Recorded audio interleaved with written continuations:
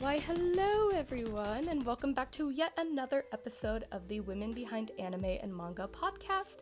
I'm Valerie, your host for the podcast, and today we were diving into our 6th episode in the directing chair, and we will be discussing the animator and director Naoko Yamada. Last episode, we talked about the American anime director, scriptwriter, and voice actress Colleen Clinkenbeard, so be sure to check that out if you missed it. But for any caught up and returning listeners, welcome back. We're so happy to have you. It makes my heart feel a little warm knowing that people are still here, a part of this journey. It just means a lot to me. It means that I'm doing something right with this. But if you're new, I recommend watching our first episode to kind of learn what this podcast is about and who I am. Kind of just gives a good introduction, and I recommend checking out the other episodes as you will hear about some other incredible women working in the anime and manga industries. But whether you were a new listener or you were a returning listener, welcome for today, and let's get started. So Naoko Yamada is a name I'm sure most of you have heard by now. If you haven't, I'm sure you've heard of her work, but we'll discuss that soon enough. Naoko Yamada was born November 18th, 1984 in Kyoto Prefecture, Japan. She grew up loving movies and drawing, so it's not surprising to learn that she attended the Kyoto University of Art and Design. She was studying oil painting, and while she was attending the university, she was also part of the special effects club at the school. So she grew up loving movies and drawing. She stuck with it through school and obviously with her career, and she originally planned to work in the film industry, like live action film, and she ended up working in the animation industry, and we'll discuss that a little bit later and how it kind of ties in together with her original plan and her current career. So stick around for that. But let's dive into her career. Let's just get started. Naoko Yamada has worked on many big-name series and movies. One that she is most known for is her work as a director for the film A Silent Voice, which came out in 2016, and the movie has become really popular in recent years. I remember it being talked about a lot, and people were sharing and posting clips around 2020 or 2021. That's when I remember hearing about the film the most, and it kind of just shows that the film was successful when it first came out, and it got a second boost of popularity a few years later. So that one's on Netflix, highly recommend that you check it out. And along with A Silent Voice, she worked on series such as Inuyasha, K-On!, Lucky Star, Free, Kaguya-sama Love is War, and the film Liz and the Bluebird. And I personally really loved Liz and the Bluebird. I watched it on a plane ride, and it was just such a great watch. It had really gorgeous animation and beautiful shots. You truly see a very different directorial take, which is what I really loved about her work. So definitely check out any of those series. Those are some of the ones that she's worked on. Pretty big names out there. But her first work in the anime industry was as an in-betweener for the series Inuyasha, and this was back in 2000 to 2004. She was working at Kyoto Animation, and we'll kind of talk about them a little bit later. But an in-betweener handles all the intermediate frames between two keyframes. This helps the animation run smoothly. They're really just in charge of transitions and making the actions appear very seamless, not as jolty separate pictures, but as one fluid motion. So that was her first job in the anime industry. After graduating from college, she started working as that, and shortly after, she was promoted to be a key animator in 2005, and she worked as such for a few years. In 2009, she made her directorial debut with K-On!, and she won 2 awards for her work with that series. She also received later some nominations for her work directing A Silent Voice and Liz and the Bluebird, but she has been very recognized for her debut on K-On!.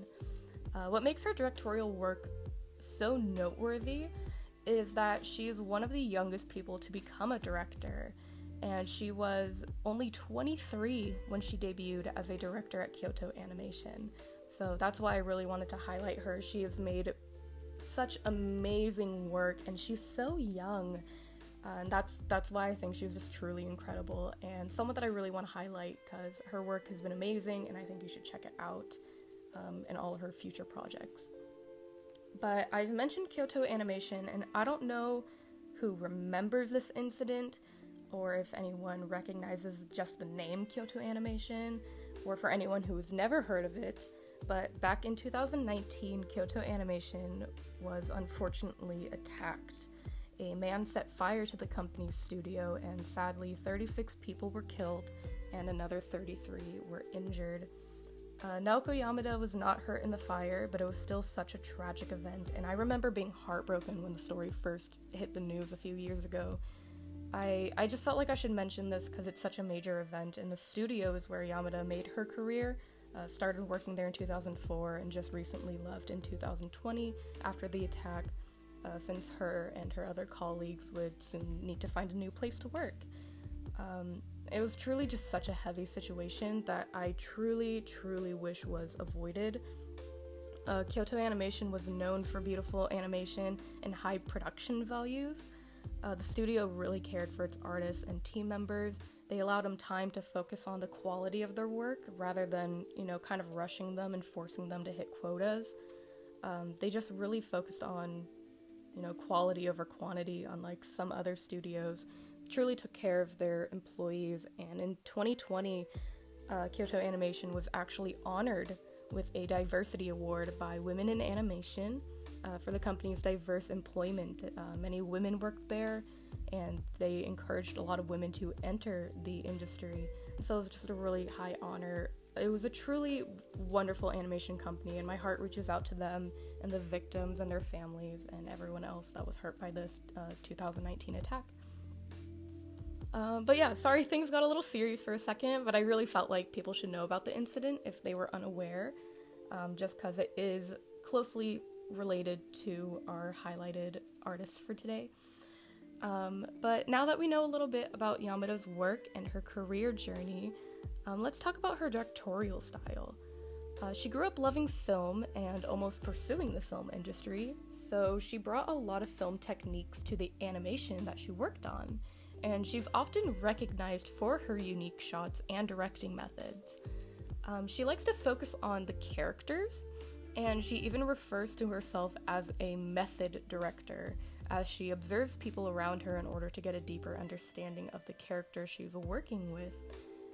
She really likes to focus on the characters and get into their mind, and once she gets an understanding of that character, she will base her directions around that and try to show shots from those characters' viewpoint, and it's really interesting.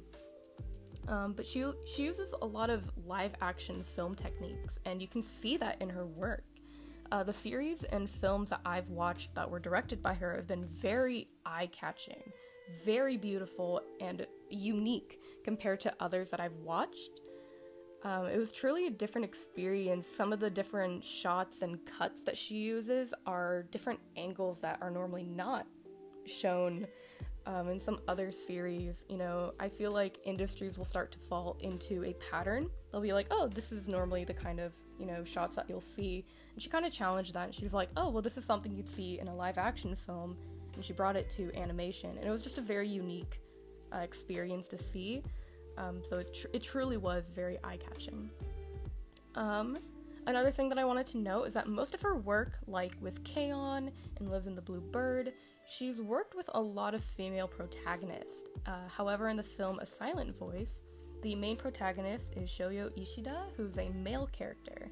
And she made an interesting comment on her experience directing A Silent Voice, as this was her first, one of her first work with a male protagonist. So I just wanted to share a little thing with you. So Yamada said, quote, "I love girls, so I want to depict girls from here onwards. Depicting boys is difficult. For example, I thought a lot about what to do if boys who saw the film thought a guy wouldn't do something like that." End quote. And I thought that was really interesting on, she was kind of afraid of being able to portray the other gender properly. So that was an interesting quote, and another one I wanted to share is, quote, If you make something by thinking what kind of person are they when looking at their root or the core of who they are, then the problems of they're a guy so or they're a girl so become immensely trivial. Because of that, even in a silent voice, I portrayed Shoyo Ishida as just a person.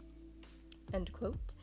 And I just found that to be really interesting. I love seeing things such as gender get destigmatized or made less important. Gender is no longer a constricting concept like it once was.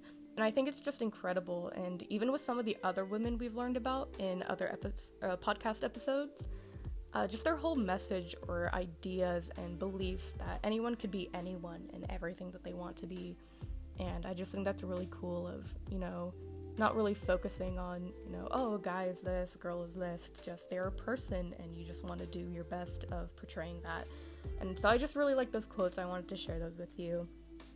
One more thing that I want to share is her kindness.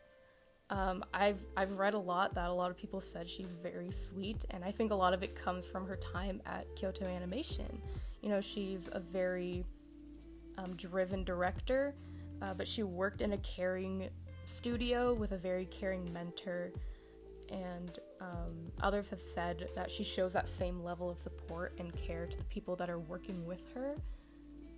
She's just very aware that it takes multiple people to bring a production together, and so she shows a lot of support and gratitude to those other people working on the stuff with her. And she just truly sounds like an amazing person, so I think she's highly noteworthy.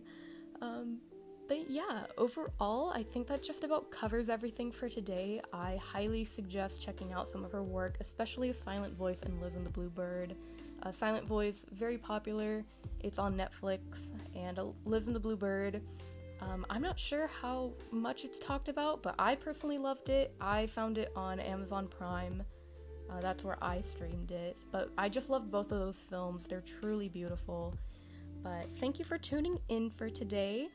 Next episode, we'll be taking a trip back to the year 24. Wink, wink. That was probably a poor joke, did not deliver that well, but it just means we'll be looking at the group of artists under the collective name Year 24. That is what they are known by. And I just hope to see you there, and we will discuss what they've done for the manga industry. But thank you for listening. I hope to see you again, and I hope you have a nice day today. This is Valerie, signing off.